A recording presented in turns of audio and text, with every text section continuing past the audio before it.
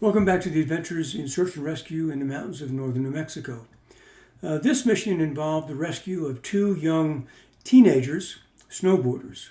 It's not uncommon during the winter months for skiers and snowboarders in both the Taos Ski Resort and the Santa Fe Ski Resort to ski out of bounds. It's very exciting, but it also can be very dangerous. In any event, these two young teenagers decided to ski out of bounds. In the original information we had through Facebook and others was that they had skied off of out of the ski resort down towards the Santa Fe watershed. And so initially we had planned to send teams in that direction. And that would be a very difficult and long evening trying to rescue people out of there. The problem with snowboarders when they do go out of bounds, and they get a glorious ride downhill, but the hill ends and turns out to be flat terrain with deep snow on which the snowboards are useless. Though they do have certain snowboards that come apart and can act like skis, in this particular case the young men didn't have it. Fortunately, the young boys were able to establish cell phone coverage with one of the fathers. He was a fire chief for the city of Santa Fe, and give him their GPS coordinates.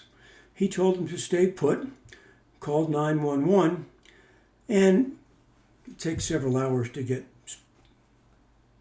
spooled up, but we did. And fortunately, we had a team with Eli that had skis with them, so they were able to go out first and make contact with the two young boys who, having skied down through the Nambe drainage, probably off of the Lake Peak area out of the Santa Fe Ski Resort, had got down to the bottom, ran out of steam, left their snowboard, and hiked through deep snow.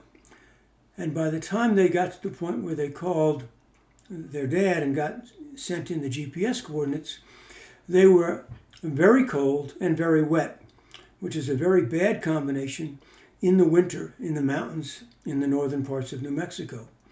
In any event, the Adelaide team was able to get to them, provide them with some warm clothes, got them out of their wet clothes, and give them some food and warm drinks to get their temperature back up. The other teams that were en route were told to stay put at the Nambe drainage crossing and wait for the Adelaide team to come to them to see if they needed any additional assistance in getting the two young men out. All the team members escorted the two young boys out, and everybody returned to incident base safe and sound. They did not need EMS. They were released to their parents, and all ended well. See you next time.